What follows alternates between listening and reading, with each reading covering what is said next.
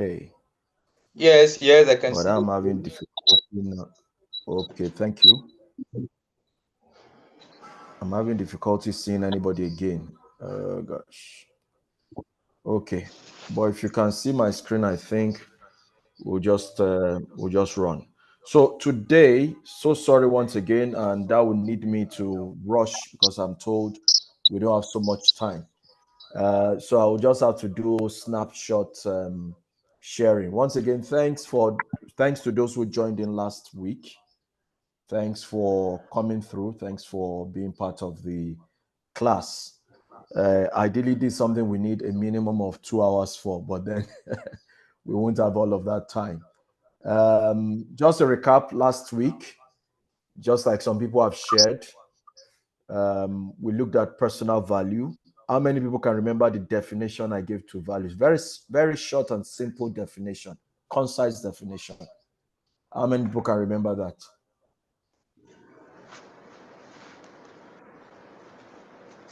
How many?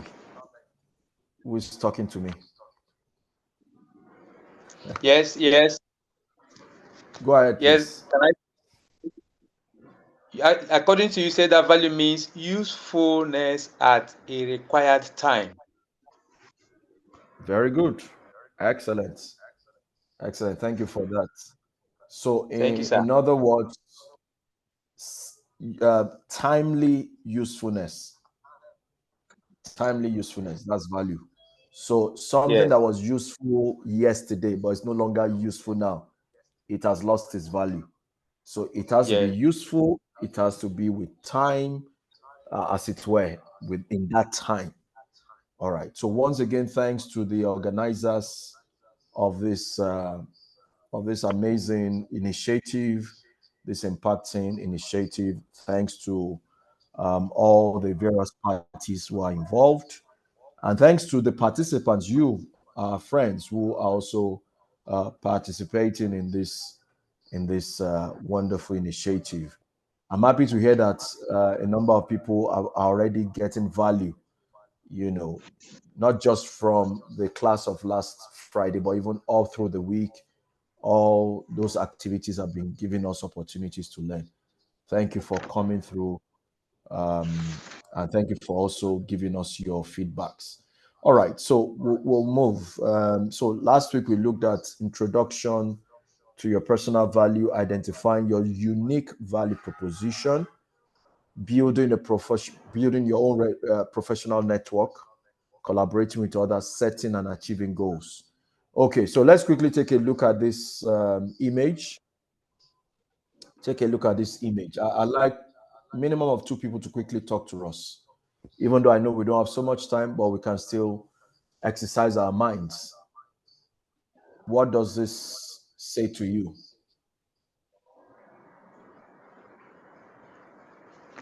I'm not sure I need to read it, but let me just make a general assumption that not everybody is seeing it clearly. There are two persons here. One of them is a police officer, and that's a man writing, and then the other man who is talking to the police officer. So those two persons. From the environment, you can tell that this is a sidewalk. So they are by the side of a road, of a street. Um, and then from the conversation, you can tell that that blue car parked there, is being fined for maybe wrong parking or overstayed parking or whatever. But then just look at the conversation and the sign that is put up there. This man says, he must be the owner of the car, obviously. He's saying, I thought it was fine to park here. But look at the sign that is put up. What does that sign say? It says, fine for parking. So, what does it say to you? Fine for parking. So, interpretation. I need one or two or three people to quickly interpret, and then we run through the slides we can. We won't be able to go through everything, but I'm sure we'll learn one or two things tonight. So quickly, interpretation. Somebody talk to me. Okay, sir, can you put the image on the spotlight? It's the first page that's on the spotlight, so we can barely see it. Oh, is Yes, it sir. okay? Let me see. How do I do that? So is it not Fine now. scrolling at the end? You can see it It's now. fine now. Is it showing now? Sir, yes, sir. Yes. Sure. Okay, so why is it giving me this? Okay, but you can see that now. Yes, sir. Yeah, we can. Okay. So just take your time again, look at it. What can you make of this image? I just try to interpret the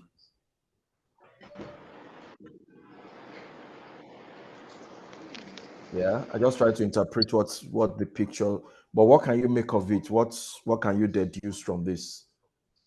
So my Okay. guys, Good evening. Good evening. Please go ahead. All right.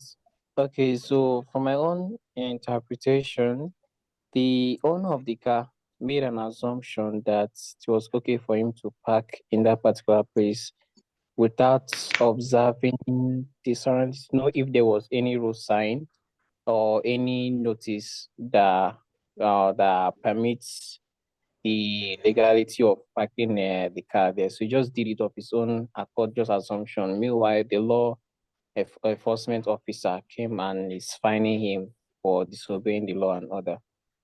Thank you. Thank you, Josiah. Thank you, Mr. Josiah. Somebody else wants to ride on what Mr. Josiah just shared with us. Yes, go ahead, fulfill. Maduka, fulfill. Yes, go ahead, please. Okay. Good evening. Good evening. Good evening. Okay, what I will observe is that the man was not careful to observe the rules, the parking rules that need to be observed in that locality, in that area. So he was careless to park where he shouldn't have parked. And the law enforcement agent has to do his work. Okay. So that's my observation, sir. Can somebody else still ride on what the two? Can you hear me? We can hear you speaking now. Okay. Okoye, right? From my own observation, yes, Okoye. From my own observation, I think the man saw the signpost clearly, but he misunderstood what it meant. Fine for parking. Say that again. The police start. Can you hear me? I can hear you. Just say what you said again. I said the driver saw the sign, but he misunderstood what the sign meant. Thank you. Because in legal terms, fine means penalty. While he read it as it is fine for parking, it is fine to park there. So he misunderstood. I think it's just the communication, the understanding. Excellent. Now, okay. Now you see it, right? Yes, that's correct. So this is what's in grammar, in English and in other languages. This is what we call ambiguity. This is an ambiguous, ambiguous statement, meaning when you say ambiguous statement or word or statement, it has different meanings. So when he read fine for parking, he thought it meant that this place is okay to park. Whereas what the community or the government of that place really intends is that if you park here, you'll be fined. So that's why he's making protesting, saying, hey, I read the sign. It's very clearly defined. I thought it was fine to park here. But the officer can't be bothered. And I'm sure we've all experienced these things in one way or the other. If it's not relating to where you park your car, it's relating to some other aspect of life where a law enforcer is really on your case. You are trying to explain yourself. No, it's not so. It's not. And they can't be bothered. They just stick to the fact that the rules are the rules. But you have interpreted something else.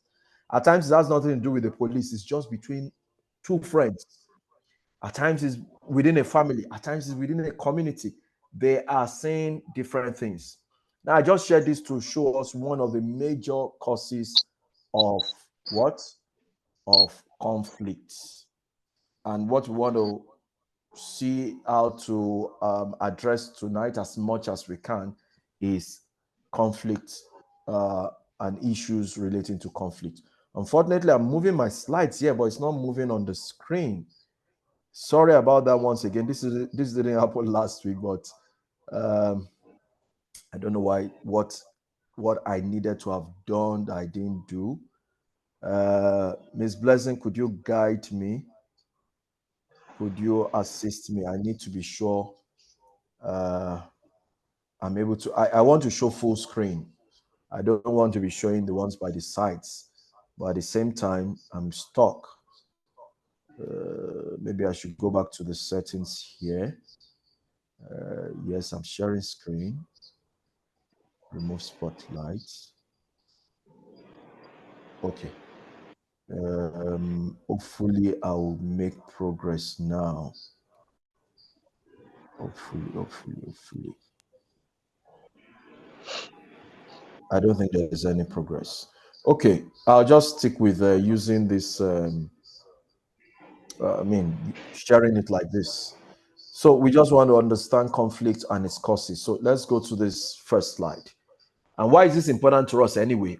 We are youths, we are men, we live in communities, we live with people. It is important to understand conflict and how to deal with conflict.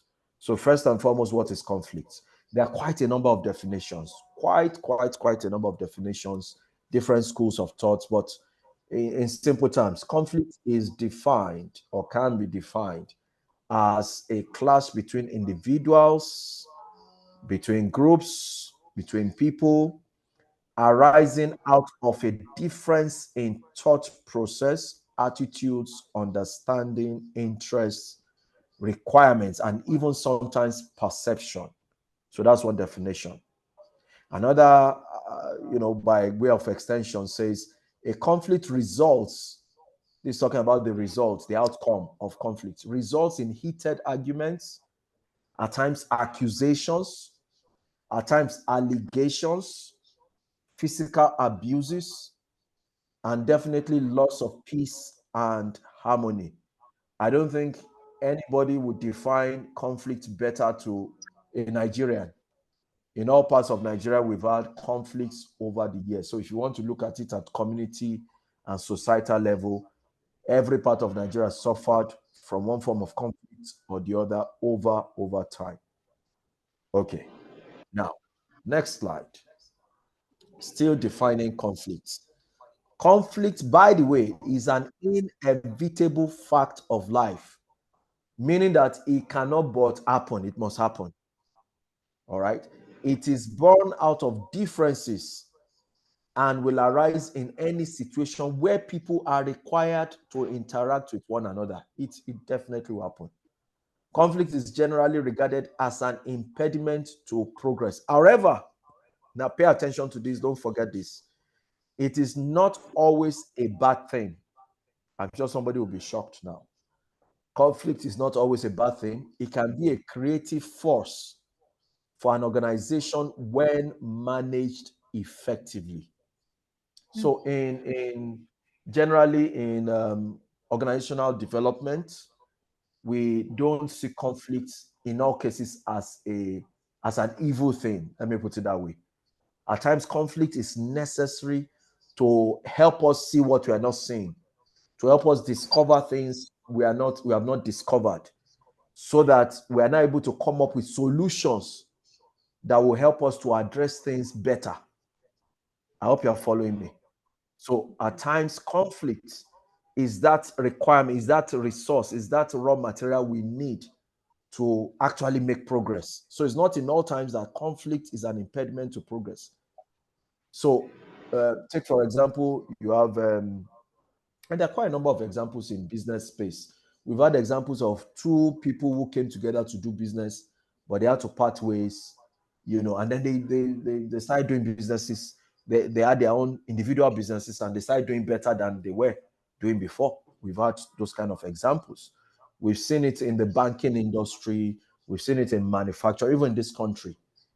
Some of the banks you see today where the owners were part of some original, initial banks, but then they had to pull out to go and set up their own banks, and they are doing well, and they've created new products to serve more people in the society. Okay, now, common causes of conflicts. There are quite a long list of causes of conflicts.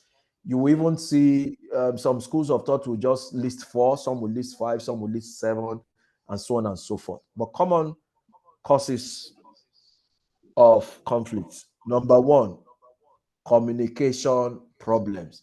That's the one we saw in that image that I shared with us. Communication problem is a major cause of conflict. When communication is not in order, when it is poor, when it is lacking.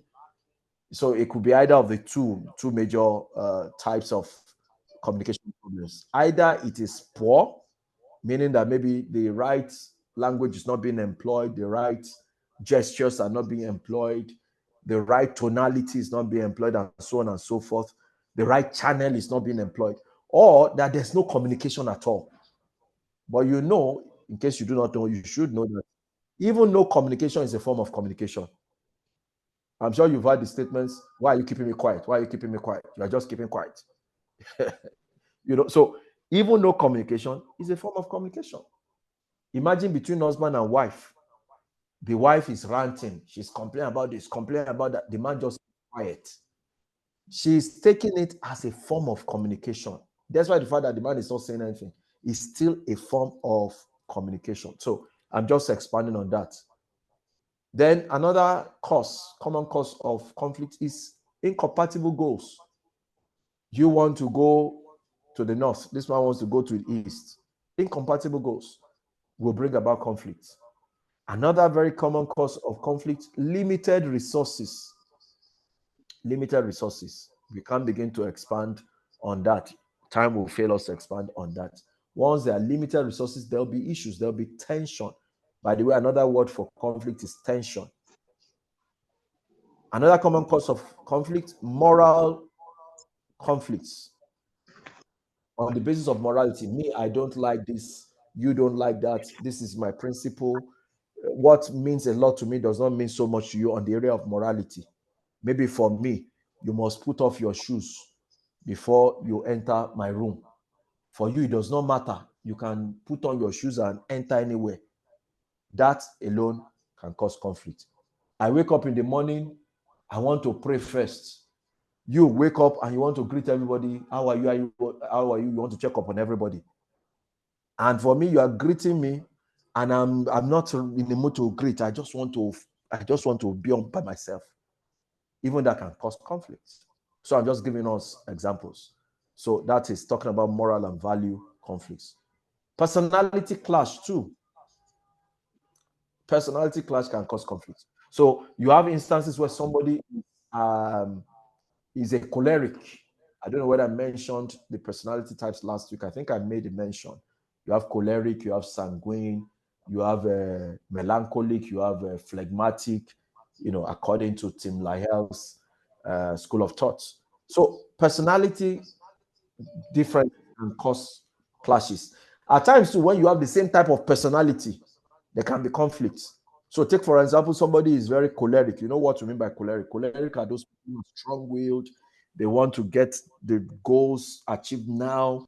They don't care what it takes. They will go all the way. If you have 2 people like that in a team, there's likely going to be conflict because 2 of them will want to be showing their strong-willedness. There's likely going to be conflict. It is easier for a choleric to work with other temperament types, other personality types.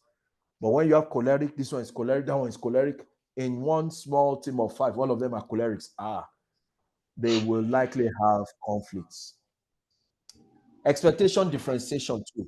My expectation is different from your expectation. There'll be conflict. It's similar to the one we mentioned about goals, incompatible goals. But aside goals, there can even be expectations on short-term basis.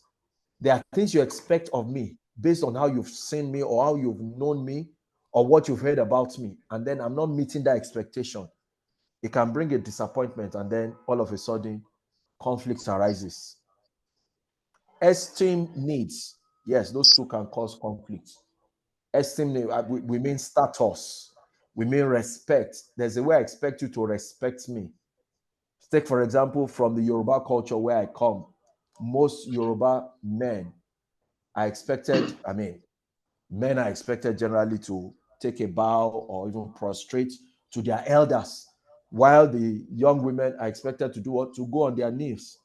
Even if it's not a fully kneeling position, they are expected to bend in that position to show respect.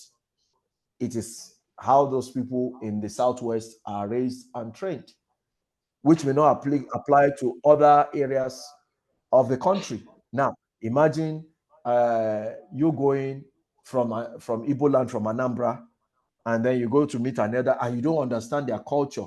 You don't understand that this is something that they demand, they want to see.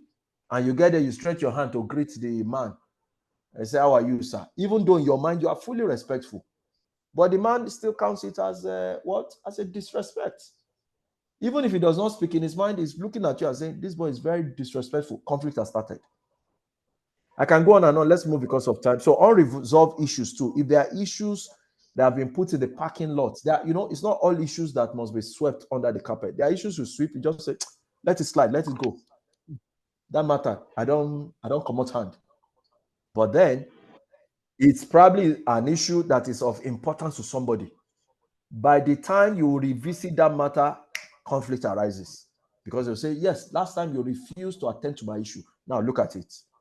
Even if it's not supposed to be an issue, it becomes an issue that will now cause a problem. Conflict has risen.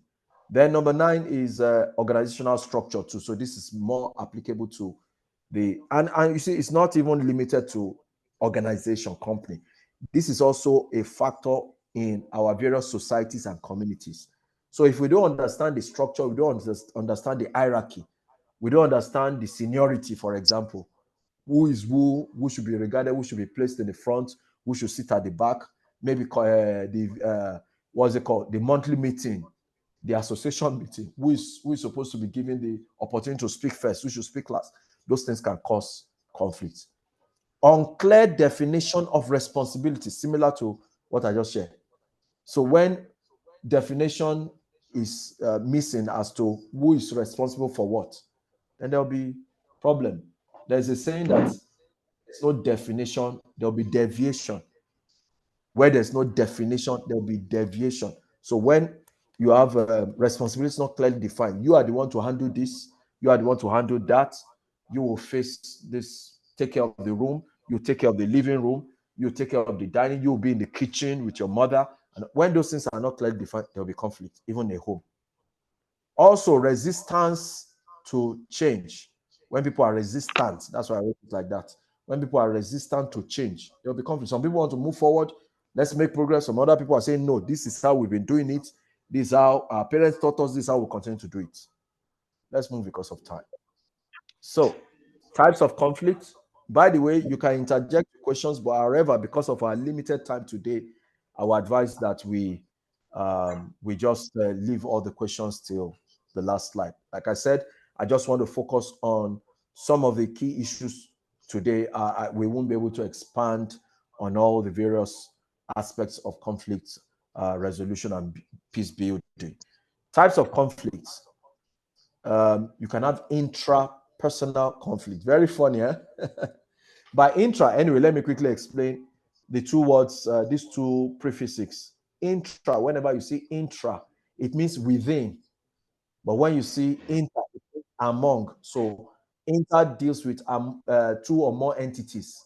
But intra means within one entity, a single entity. So when you say interpersonal conflict, it means a conflict a man is having with himself. So it means that you can actually have conflict with yourself. You can be struggling between different opinions. You can be looking at different options placed before you and say, no, this is what I want to do. This is not what I want to do. This is what. And if this continues, it can lead to mental breakdown. It can lead to emotional breakdown. Just you by yourself, conflicting with yourself, can lead to mental breakdown and so on and so forth. Number 2, interpersonal conflict. Now, this is where we start from. This is the main thrust of this talk, of this lecture, as it were. Interpersonal conflict, meaning that conflict between one person and other persons, and this is common also. And we need to understand that there's conflict at that level where it's just between persons, 2, 3 people, 4 people disagree. Then you can have intra-group conflicts. Like I said earlier, intra means within. So within a single group. And by intra-group, it can mean a community as well. It can mean your local community. It can mean your association. So intra-group conflicts. People want to now elect a new leader. This one is supporting this one, that one is supporting that one. They read the election, they say, no, is this one that won? It's not that one. Intra-group, even within a single political party, that you have those examples very much. You see what is happening in some parts of the country currently. Let me not be very specific. You can have an intra-party conflict, just like we're saying in Edo State currently. Then you can have intergroup conflicts between this party and that party. I'm not just talking about political parties now. I'm talking about as it applies in various walks of life, business, school, the local, the cultural community association, and so on and so forth. Even in a religious space, you can have intergroup conflicts. But then when you look at types of conflict from another perspective, which is on the right-hand side, you can see here, I have task conflict. So conflict can come based on the task that bring us together. We have this responsibility, we have this assignment to do, and then we're having conflicts, based on the task, especially in the place of work, in business space, even in school space. Then you can have relationship conflicts. All right. And then you can also have value conflict. Again, like I said, there are other schools of thoughts on types of conflicts, but let's keep this the way it is, because another school of thought looks at person to group, person to person, people and nature, and so on and so forth. But let's leave it this simple. Now, just to touch on 2 or 3 more slides because of time. Conflict resolution strategies. If you look at the left-hand side, you will see that there are about five strategies suggested, but they have their different weaknesses and their strengths. Same with the right-hand side. They are not the same. All right. So these are 2 different schools of thoughts on strategies for conflict resolution. So you look at this one on the left-hand side. The first point there, the first tool there, or the first approach there is avoiding. You also have a similar on that other slide, on that other side, but let's leave that. So avoiding is generally one of the weakest ways of resolving conflicts, resolving issues. That way you are running away totally from the matter. Somebody now picks his bags, picks everything and says, I'm leaving the village because of this conflict here. I'm leaving this hometown. I'm going to Lagos, or I'm going to Abuja. Does not attempt to address the issue. Of course, it's a way out, but too many times it's not the best way out, because that issue is still there, that matter is still there, that conflict is still there. But maybe physically you've been able to run away from it. Then you have another approach called defeating approach. By defeating, it means you take the place of your power, especially if you are in a place of power, then you just silence everybody. Maybe, for instance, you are the boss in the place of work, and then you have a subordinate who is actually, you have issues with. There's a conflict. But then you now use your power as the boss, maybe the manager, to silence them and defeat them. Again, that is not the best way to approaching conflicts, but then it might be what is available at that point in time, because the person does not know any other way. Then we have the compromising approach. By compromising, it means you will shift ground, I will shift ground. Okay, sleep on this side, I sleep on this side. Or use the thing for 3 days, I will also use it for 3 days. I mean, different things. I don't want to go into details. Then you also have the accommodating approach.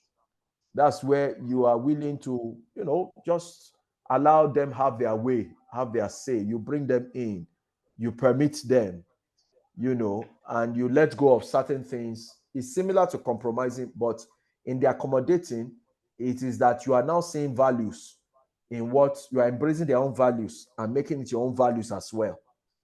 All right. So you are letting go of, you are not losing per se. You are just switching ground to allowing them have their say, have their place. You play the bigger brother, so to say. And then the fifth one there is collaborating. Collaborating now means you are able to bring resources together. Everybody takes turns.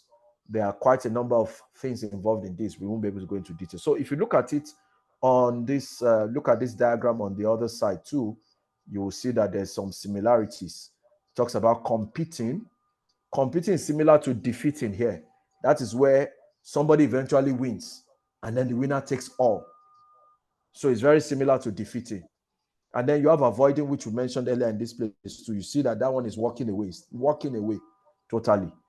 And then you see compromising in the middle. So that's usually the middling place. That is a combination of being assertive and being cooperative. And then you have collaborating, you have accommodating. Now, pay attention to the lines on the left side and below. On the left side, you see the arrow lines. You see from if you look at it from under upward, you see that it's showing unassertive to assertive, meaning that at the place of avoiding, you are unassertive. You are losing something. You are letting go of something, which is applicable to avoiding and also applicable to accommodating. But in the place of avoiding, you are both unassertive and uncooperative, which is the weakest form of resolving conflicts, of conflict resolution, just like I mentioned earlier. So you are both unassertive and you are also uncooperative. You just want to walk away. You say, no, if you cannot resolve this thing, I just walk away. Oh yeah, let us lose. No problem, no problem. That is avoiding. When you go to the level of competing, there you are assertive. You are taking a stand. But unfortunately, it is uncooperative. That's competing. You can see where it is positioned up there, but then look at down below. You see that it's an uncooperative approach. That's why it's choosing competition. He doesn't want to avoid. He's saying, I will stay. But he's saying, let us know who is best amongst two of us. Let us know who is strongest amongst two of us. Let us know who is fastest amongst two of us. Let us know the most handsome, the finest, and so on and so forth, the richest, and so on and so forth. But when you come to the middle, you find what compromising. So compromising is assertive and it's also cooperative. Now, you come to accommodating, you see that accommodating is cooperative, but then it's unassertive, meaning that it's letting go of certain privileges and rights just to allow this other person have their way. But the best, if we can attain it, if we can achieve it, is what? Collaborative. That's why that one is both assertive and cooperative, where everybody wins and wins. So that's where you have a win-win for everybody. You win, I win. No losses, so to say. All right, so I move to the next slide, and then we'll probably wrap up with this. I already planned that this needs to happen because of our time. Now, mediation techniques, or if you like, negotiation techniques, this just from one school of thought. There are quite a number of options available there. Number one, be empathic and non-judgmental. I want quick interjects here now. What do we mean by empathy? What's the difference between empathy and sympathy? Somebody talk to me, please. What's the difference between having a compass? Yeah, go ahead. Say that again. Say to me, I feel it's empathy means you have a conscience towards person while trying to understand the rationale or the reasons behind carrying out a particular why he or she did a particular thing. Yes, thank you for that. Thank you for that. Somebody else wants to contribute. Good evening. Good evening, sir. Okay. I think the difference is that empathy means the ability to understand the emotion that someone is going through, like the ability to put yourself in that situation, to feel a kind of emotion for that person, to understand the situation that someone is going through. And then sympathy is like feeling sorry or pity for the person. Yes. Okay, let's not make it too technical. You guys are right. So empathy goes beyond just a feeling of pity, just like you both have said, especially the last person. So empathy goes beyond the feeling of pity is just that sympathy. You are just hey yeah. No, I will say hey yeah, oh sorry. That's all sympathy does. It doesn't take any action, it doesn't move. But empathy goes to show how much compassion and understanding we can give in a matter, in a situation, in an issue. So it goes beyond just the feeling of pity. It moves to the place of showing compassion, showing understanding, paying attention, as it were. So anyway, let's move because of time. So be empathetic and non-judgmental. Let me say this. One of the things, it's going to be difficult for us to go into depth of conflict resolution here. Many times people that come into the place of mediation, conflict resolution, they don't know how to choose their words carefully. That's one of the issues. So you are already you are saying you want to resolve an issue between two people, but the choice of your language is already showing that you are favoring one person. They don't know how to choose their words carefully. You say, you two, what's wrong with you? You look at you. Look at how, and then you start ascribing judgment almost immediately. If you are called to come and be a judge, be a judge. But if you are called to be to resolve conflicts, then you know that the matter is heavy in your hands. You have to be as non-partisan as possible. You have to be as neutral as possible. In fact, one of the key issues, which I don't have in the slides here, is that one of the first things you want to do in conflict resolution is to show neutrality, is to show how neutral you want to be. They need both parties, or even if there are more than two, they need to trust you sufficiently that you are neutral. Because if you are not neutral, if you don't show neutrality, every action you take and inaction you take will be deemed as being biased. They'll say, we already know now, we already know. Is it not your kinsman? They will not see from your angle again. They will not see, even when you are being objective, they won't see it. So you need to first ensure that, in fact, first leave the issue, isolate the issue, come to the persons involved. Let them see you as as somebody they can trust. Let them see you as somebody who is neutral. It is when they see your neutrality, your objectivity, then they can repose trust in you. They can cast their vote of confidence in you that, yes, we know you'll be able to judge this matter well.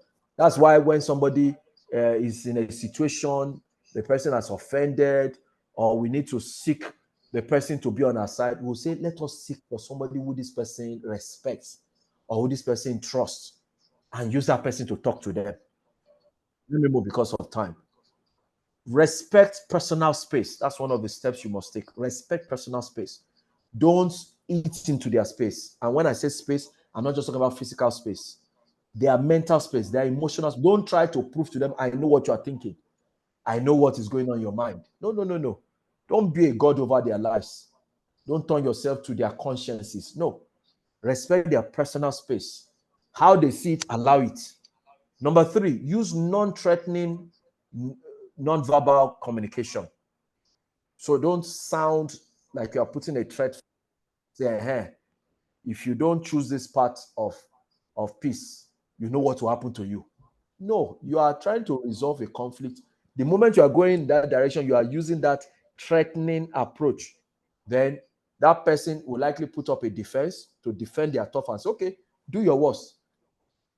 So be careful, be choosy with your words, with your actions, and so on and so forth. Avoid overreacting. A matter is brought before you. You are even crying more than the bereaved. You are being more Catholic than the Pope, as we say. No. Avoid overreacting. You are supposed to play an umpire role. You are supposed to play a mediator role. So don't overreact. Let the people who are reacting. This one is crying. This one is shouting. This one is screaming. You two are now shouting. People keep quiet. We want to talk to you. You are not listening. Allow them vent. Then you try find ways of calming them down and don't overreact. Focus on the feelings because that's what is playing out here. This one feels offended. This one feels disrespected. This one said they disregarded them. So focus. That's why we said be empathic. So move beyond pity. Switch to the place of compassion. Look at their feelings. Weigh their feelings to see how coming. Ignore challenging questions. So ignore those challenging questions first. That's why I say focus on the feelings. Next, set limits. Oga, don't go and start discussing about this man's father. Leave the father alone. The father is not the one in the question here. Try to set limits. Set limits for your own self. Know how much you can get involved in that matter. Know how far you can go. Help the parties to set limits as much as possible. But next, choose wisely what you insist upon. I've mentioned that about your language, but also apart from choice of language, it's also applicable to your line of actions. Choose wisely what you insist upon. Next, allow silence for reflections. So don't just rush them with so many thoughts and ideas. Allow time for decisions. In fact, on this point, let the decisions evolve from them. Don't go and prescribe to them. Don't go and tell them what to do. Allow them come up with their own solutions. You just guide them, guide the conversations, guide the process. Let them come up with their own conversations. I'll stop here. Like I said, if we want to go deep, neck deep into conflict resolution, even 2 days, 2 full days of 8 hours each will not be sufficient. All right. I hope I have not confused anybody. I leave the floor open now for question and answers. I think this is 8:03. I think we are doing better than we did last week. So hopefully the questions too won't drag us all over the place. So let's hear from us. Questions, contributions. I hope I'm not alone. No, you're not. Okay. All right, sir. So yes, go ahead, Josiah. Okay. So I understood your point of view in conflict and resolving. Okay, and my question now is, okay, when it comes to two siblings, maybe they're conflicting over something, and then maybe someone comes into the picture to judge whatever the conflict's all about. And let's say the person happens to be a friend to the sibling that is wrong. And then the friend uses because that friend he or she's friend to that your sibling that is wrong, and then judges the case reversely. How would you, the person that is offended, defend yourself? Well, if I understand you well, it goes back to what I said earlier. The first thing is that the two parties who are at conflict, are they even recognizing you as a neutral person? So that whatever judgment you take, they regard it. So that's the first place it starts from. If it's a place where you are forced on them, where you have maybe there are circumstances that lead to you being forced on them, you have to bring them first to the place of accepting that whatever decisions emerge from this, reconciliation process have to be accepted by all parties. So those are the ground rules. Like I said, we won't be able to go into all the details because this is just barely an hour, interaction. Those are the ground rules we normally maintain when it comes to conflict resolution. Every party have to agree that these people who are coming to help them to resolve this conflict, they trust them. If any of the parties is not in agreement, does not trust you, there's no conflict resolution in the process. You have to take your leave. If they don't trust you, you have to take your leave. I hope you're getting my point. So they have to first agree that, okay, this man is sound enough, we trust him, we agree with him, we think he will be objective in this matter. In fact, in some cases, especially when it comes to, that peace accord, I'm sure some of you are familiar with that term, peace accord amongst political parties. And it's not just limited to political parties.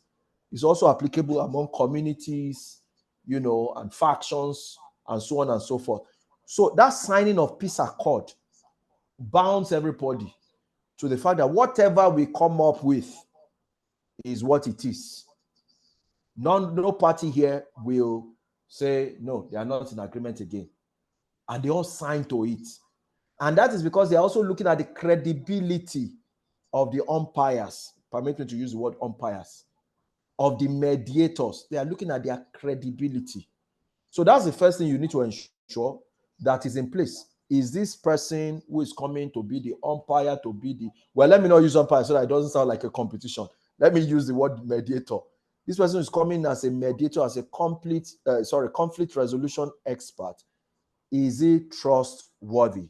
Can we all agree that however he guides us to come up with our decisions, we are going to subscribe to it? So that's where it starts from. So every other person, this one feels offended, that one feels offended, or this one is happy, then you should also have a way of ensuring that people too can be, Thank you for that word, arbitrator. Yes, thank you, Justus. But contextually speaking, technically speaking, all these terminologies we are using, they have their differences, as it were. They actually have their slight differences: mediator, arbitrator, and so on and so forth. But just for the sakes of this class, let's use them interchangeably. It doesn't matter. Arbitrator, mediator, and so on and so forth. So do you get is my response helpful, Mr. Josiah?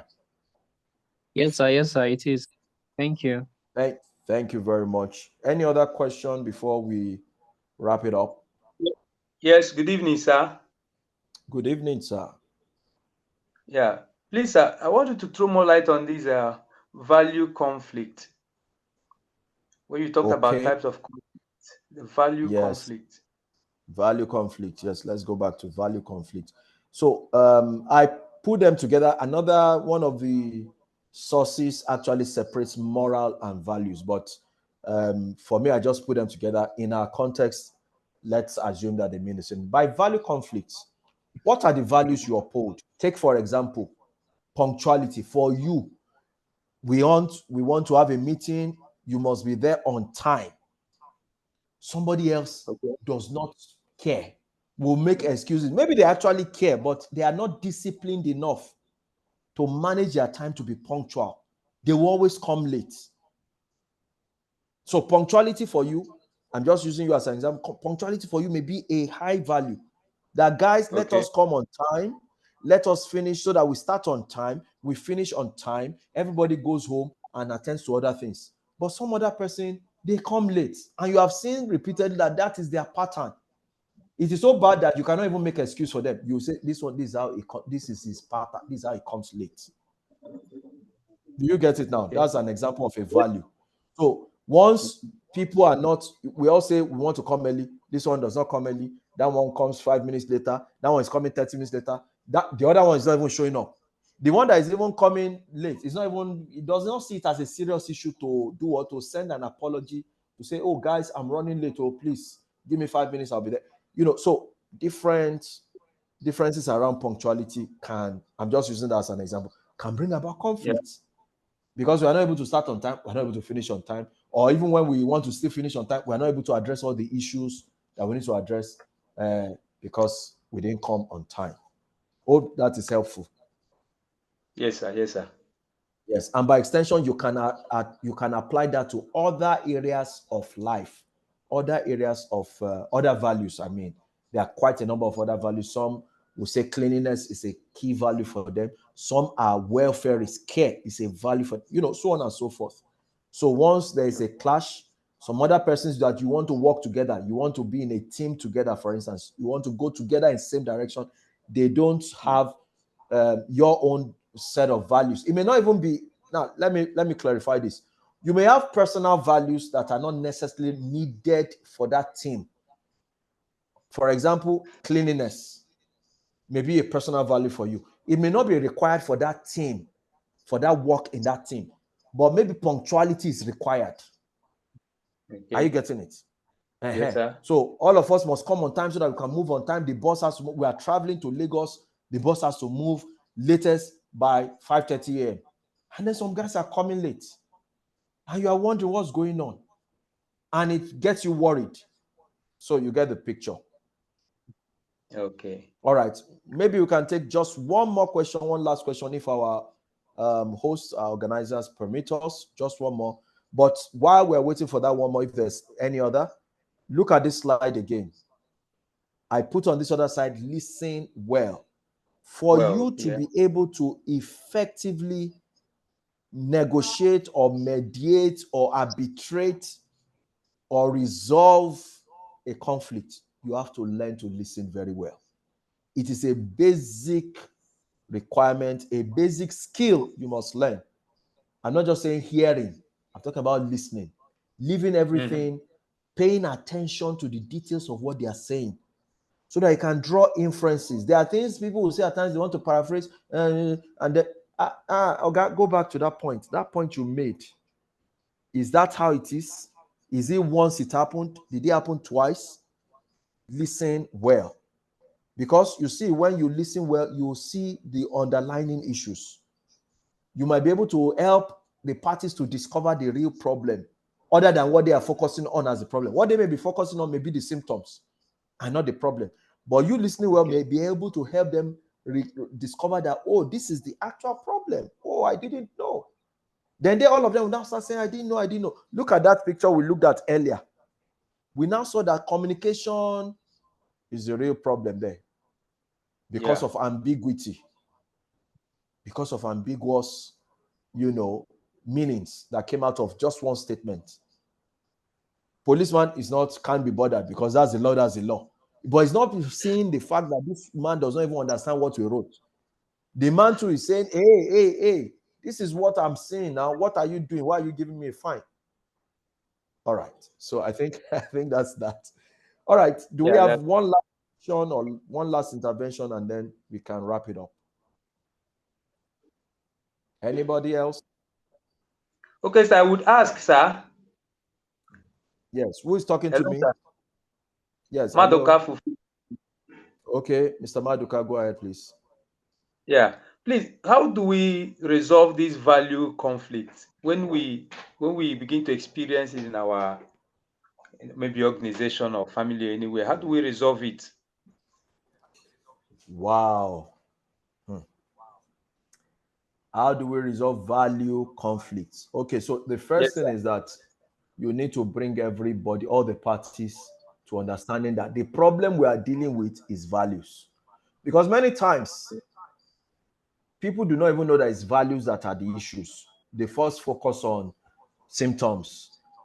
It's coming late. It came late. So the question is, what is his own value? Does he even have value for punctuality? So one of the ways to resolve values, after you have identified that what is at play here, the causative issue here is a value issue or is a moral issue, as the case may be. So one of the things you want to do first is to play up that value and ask the parties, is this an important thing for you guys? So that it's not a case of somebody is upholding a value that is not even required for that team, whereas the other person, it doesn't mean anything to them. So is this something we even need? So everybody will first agree, yes, we need it. Yes, punctuality is important for us. So at that point, you're already helping the defaulters to see that, okay, you are the one causing problem. This fight that is always happening here, you are the one causing the problem. You understand? So when you play up that, then everybody agrees. But if it's a value, this man said, no, this place must always be clean, And this other man is saying, no, we only pass through this place. It's not our responsibility to clean this place. Somebody else has a responsibility. Why should I carry broom? Let me give you an example. There was a time that we're using a hotel facility for a particular meeting that was happening recurrently. Sorry, time I'm being signaled that we need to start rounding off, but I'll round off with this. We're using a hotel facility for a weekly, meeting.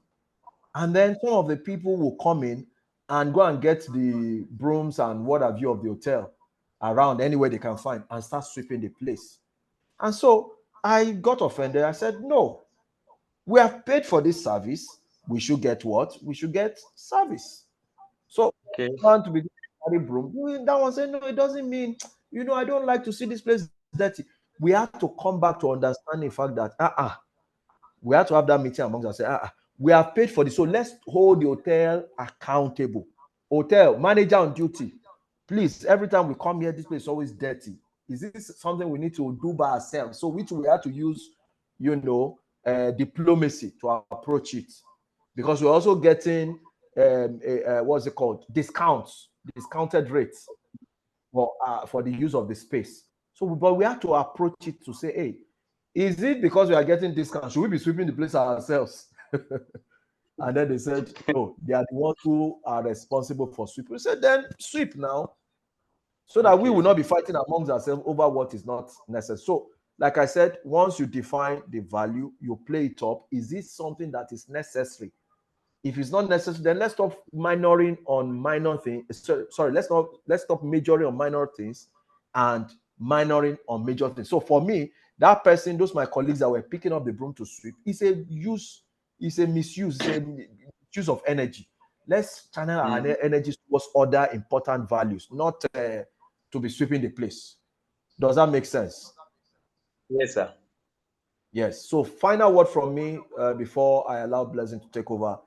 The reason, one of the key reasons this particular subject, this course is introduced into this entire training is for us to also look at the issues playing out in our communities, in our southeastern communities, and even beyond.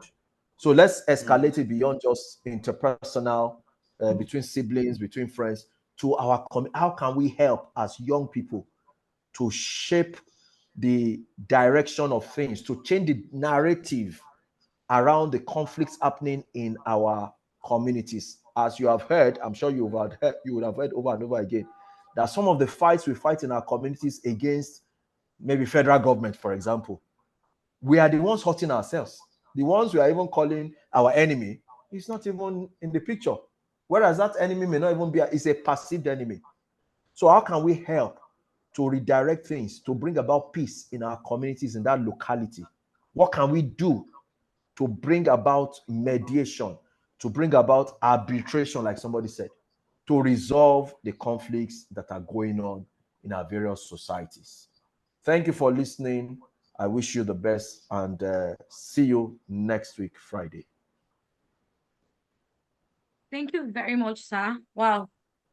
That was so impactful. Thank you very much. Thank you so much, sir. Thank you, everyone, for joining in. Our time is up. So if we have any question, please, we can just drop it in the group. And by God's grace, we should have these slides. When he finally share it with me, I will share it with us in the group. Please, just like he just said, we're not just learning these things for learning's sake. We need to start practicing. The difference between you that you are enlightened and illiterate in the community is the fact that you now know the difference. You know when to step in. You know when to make the difference. Don't just listen. Don't just learn. Apply it. Put it into. That's when knowledge is translated into wisdom. When you listen and then you practice. So in the case of anything, I think I'm going to round up. If you have any question, please in the group. I want to believe everybody on this live has access to the learning management system and also is in the WhatsApp group. Please, if you're not, kindly send me an email to add you on the WhatsApp group. We're already on week 3, or we're entering week 3 now. If you take your notes now, it's very important. We're going to be having access to this video. Please, if you have the time, go back and watch, because some of the assessment questions may come from this life enhancement course, so you don't want to be carried on away. Thank you very much for joining. I'll see you in the group. Have a wonderful evening. Thank you.